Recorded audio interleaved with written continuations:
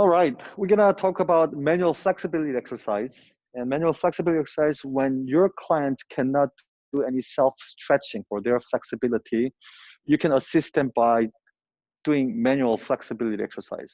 So for example, you can do shoulder stretching by doing this because you're able to do it. But when your clients are, let's say, paralyzed or hemiplegic on this side, you will have to lift their arm up and assist them to do this type of stretching. That's what we're gonna learn. Before we start demonstrating techniques, there are 5 components or checkpoints that you have to make sure performing. Number 1 is client position. Client position has to be safe and well supported like this. For upper extremity and neck and trunk stretching, usually it's a seated position. For lower extremity, you can place them on the table in supine position. Second thing is your position. Clinician or service provider's position always has to be safe and ergonomic. And it's always a good idea to have position yourself so you can have a decent eye contact and conversation with your client. Third is hand placement. Hand placement in general goes above, below the joint. So if you're doing shoulder stretching, stabilizing hand above the shoulder, working hand below the shoulder, and you'll be moving their extremity to stretch their shoulder flexors and extensor muscles like that. Number 4 is D, direction of stretching. Direction of stretching always going against the target muscle that you're trying to stretch. So if you're trying to stretch shoulder flexor muscles, the muscle that you use to do shoulder flexion, and to stretch that muscle, you go the opposite direction. So you pull their shoulder into extended direction. Okay, that's a direction of stretching. Lastly, degrees of stretching. Degrees of stretching, you use the normal range of motion as a guideline or safety line, but you always have to make sure having conversation to identify available end range, pain-free end range. That can be simple as this. Let me know when to stop. Good, good. If verbal communication is not available, you and your clients can develop other alternative communication methods, such as nodding their head or giving thumb up. Okay, so let's pretend that your client is not verbally communicating with you. Let me know when to stop. Good, okay. Give me thumbs up if you are good, okay. So that's another way to identify degrees of stretching. So let's recap 5 checkpoints: client position, your position, hand placements, direction of stretching, and degrees of stretching. You have to make sure completing all these 5 checkpoints. Okay, so without further ado, let's go ahead and start demonstrating from finger to shoulder for upper extremity stretching.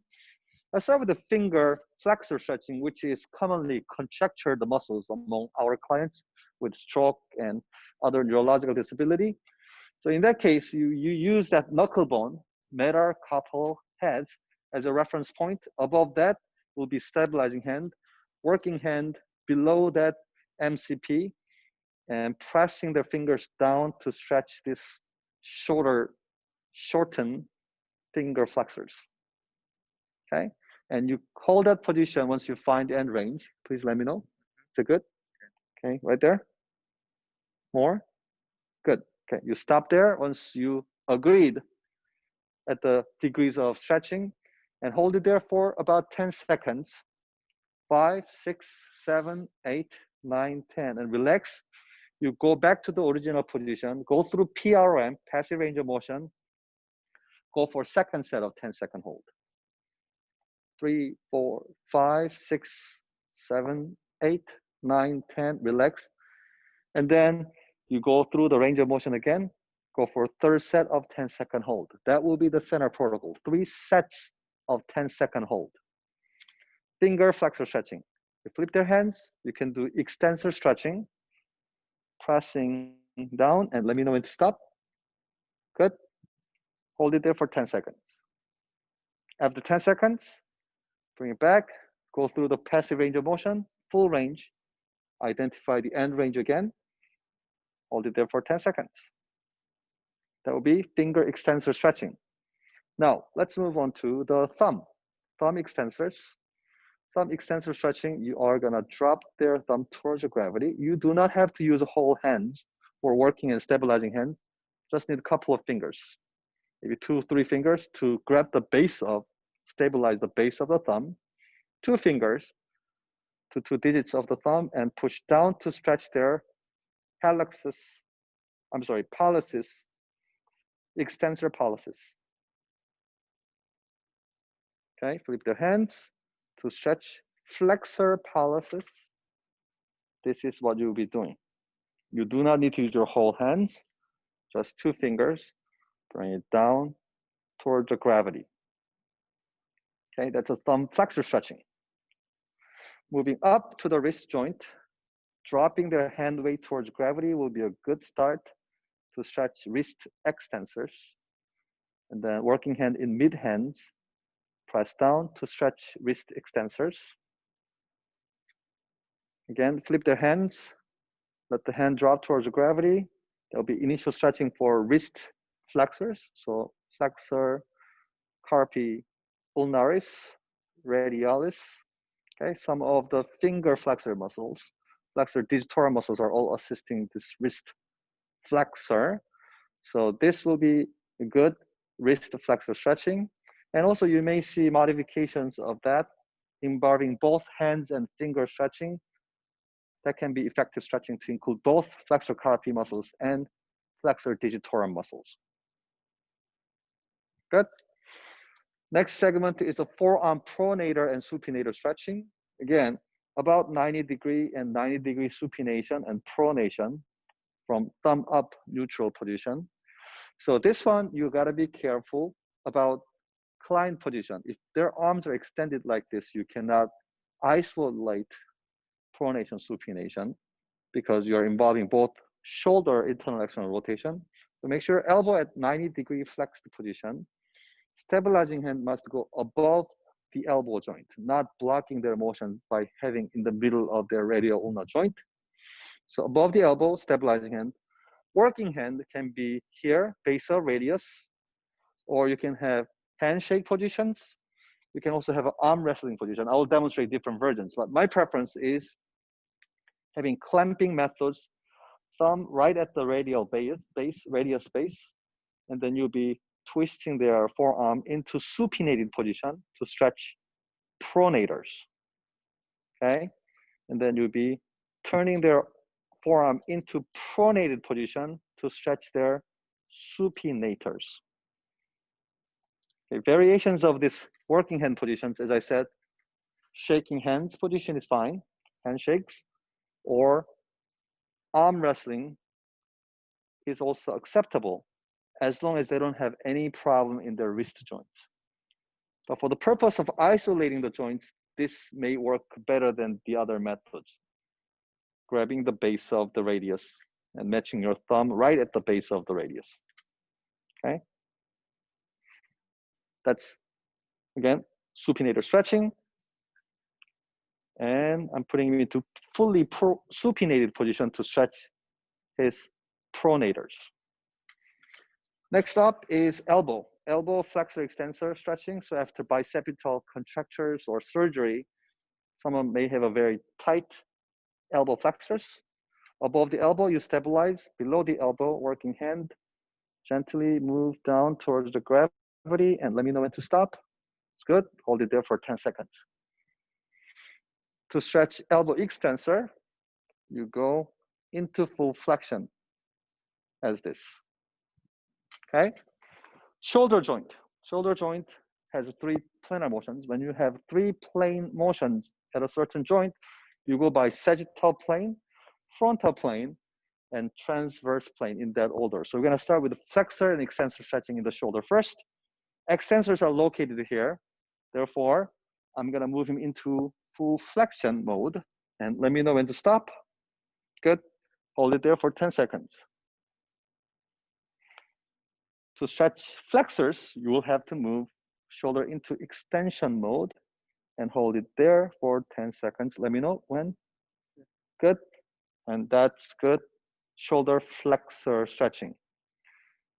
Frontal plane, we got AB adductor stretching. So to stretch adductors, adductors, go all the way to full abduction, and let me know when to stop. So normal range is about 180 degrees, and you hold it there for about 10 seconds. Same thing for abductor stretching, abductor stretching. You do frontal adduction and hold it there for about 10 seconds. So before we move on to transverse plane of the shoulder stretching, I want to give you a scenario that you can figure out how to modify your hand placement. Let's pretend Stefan has a hemiparesis on the right side with some contractures.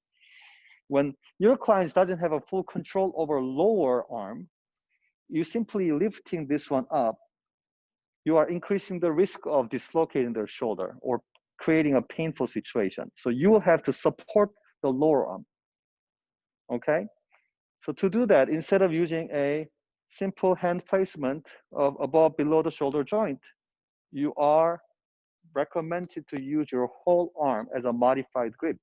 So it goes like this. You cradle their full length of arm with your arm and lifting up like this. It's a modified hand placement for shoulder extensor stretching, okay?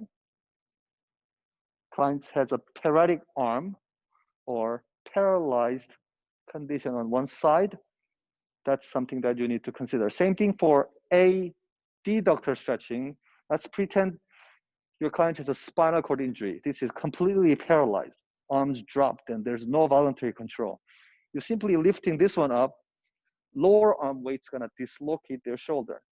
So for that, to prevent that, you will have to support both segments of the arm using your elbow as a cradle and move up to the full abduction to stretch adductors. So I'll compare this one to regular version. So let's pretend you have a full control. This was available, right? And this time you have a client with spinal cord injury and maybe quadriplegic conditions, cervical spinal fracture. Nothing can be voluntarily moved below the neck. In that case, you cannot simply do that, right? So you will have to use modified grip and going up this way. So that's how you can use modified working hand placement to support paretic or paralyzed extremity. Okay, lastly, transverse plane motions in the shoulder. First thing we're gonna do is horizontal adductors and abductor stretching. Initial position, I would recommend to put this one on the opposite shoulder. This is something that you do to yourself for self-stretching before your pickup basketball game or volleyball game, doorway stretching to pectoral stretch.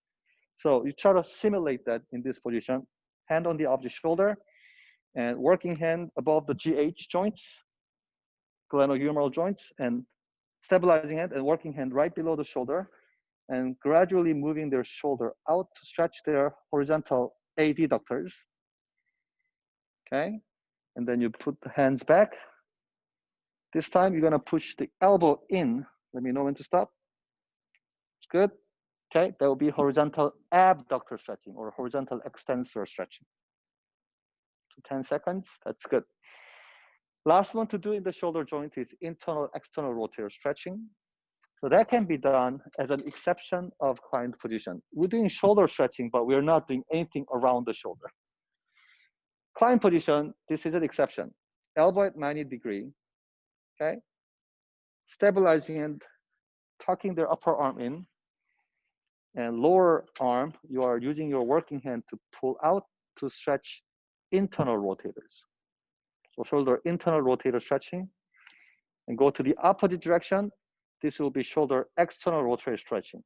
In this case, once you tuck his upper arm in, his range of motion is limited by his body or his own tummy. So in that case, you can have a roll-up towel under his armpit or abduct his shoulder about 45 degrees. You may have some room to go in and let me know when to stop. It's good. Hold it there for about 10 seconds.